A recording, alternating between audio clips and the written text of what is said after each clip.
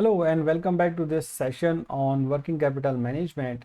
We have been discussing the work inventory management. So we have seen the benefit of inventory management, what are the cost and benefits of maintaining different type of inventory levels. In this section, we are now in this module, we are going to talk about what is the economic order quantity for inventory. What is the optimum level of inventory or an optimum level of order that you need to make, keeping in mind the storage and the demand, the cost of acquiring the inventory into mind. So that is called EOQ model, economic order quantity. You must have learned this in the economics or in the in your school time. So we're going to learn it again one more time.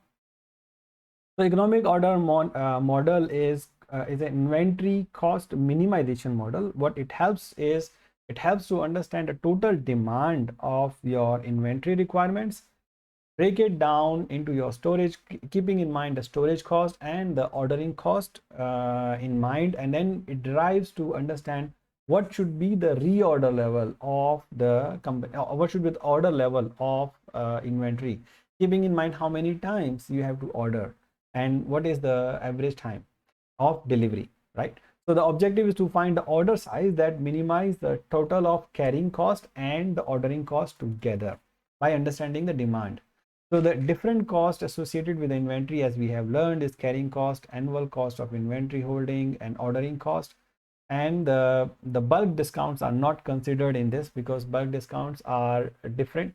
Normally it will outweigh the benefit of EOQ. If let's say you are getting, so you have to evaluate it separately.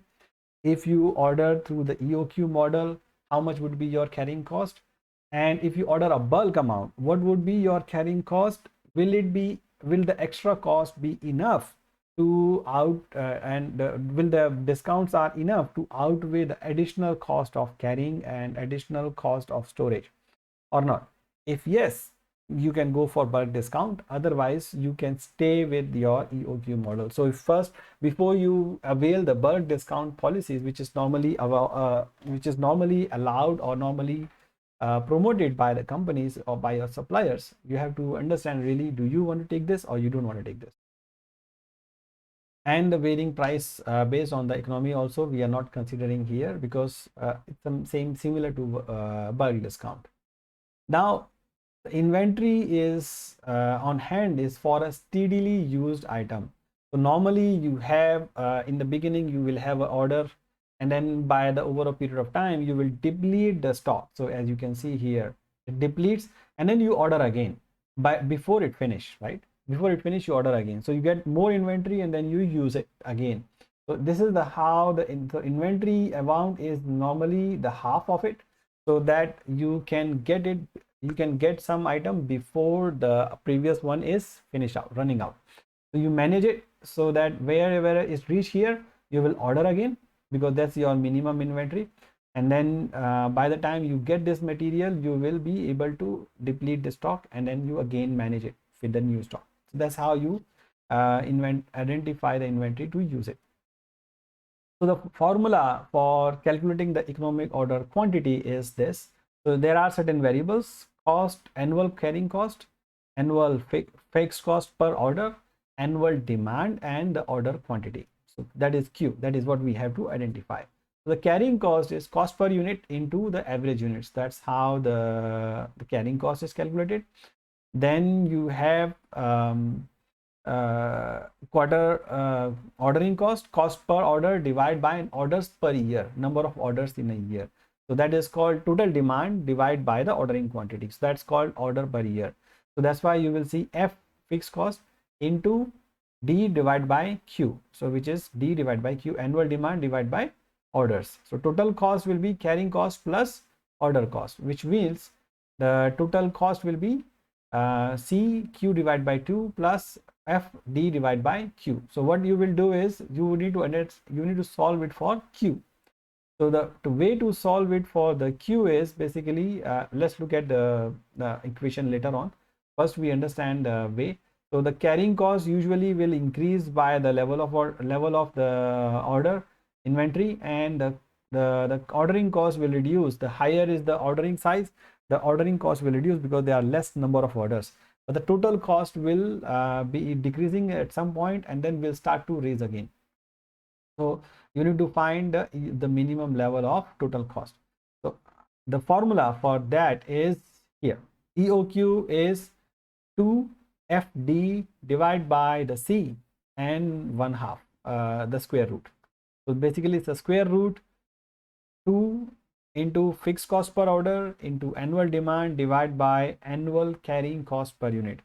So that is the basic maximization formula. So you have to solve this using the calculator. First you understand the fixed cost, then you understand the annual demand cost, and then you divide that by annual carrying cost, multiply by 2, and then you take a square root. That's how you will get it. So you can try and practice it out.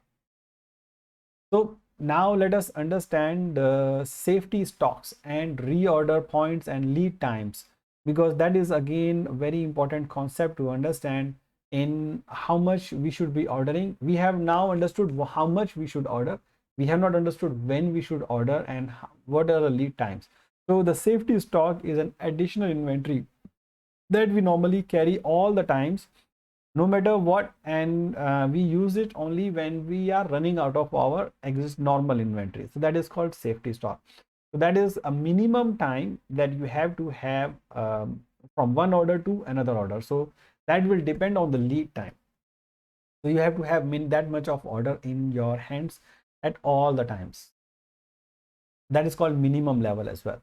And then you have quantity on hand will diminish until the reorder point is reached, and the ordering lead time in advance notice for the order to arrive. So the pattern usually works in this way. So that was we have already learned in the previous section. Quantity on hand works in this way, and then you have a safety stock before the amount is become zero. So reorder point is somewhere here. You normally maintain a safety stock of half average quantity on hand, and then half of the quantity plus the safety stock, and then you are normally getting, this is the expected usage. So you can actually use it for some time. By the time this order is finished, you will reorder at this level, so that this is your ordering lead time. This is, so your safety stock should be minimum of so your stock should be up to sufficient. So your reorder point should be at the level where your based on lead time your expected demand can be met, and then you still have some safety stock anyways in case you run out of the stock. So that's how you will manage it. So first you need to understand what is your lead time.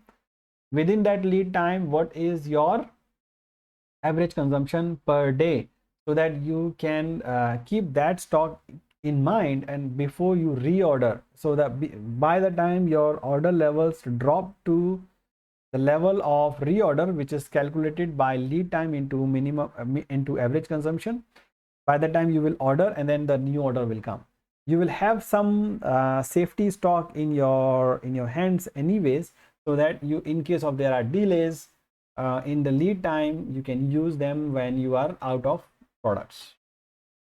So normally the safety stock does not change your EOQ, because safety stock are extra. You're not normally using them. And then there is a cost trade-off. Extra inventory increase the carrying cost but avoid losses. So you have to see how many days of sales you're going to lose if you run out of product, and what is it enough to cover the additional carrying cost.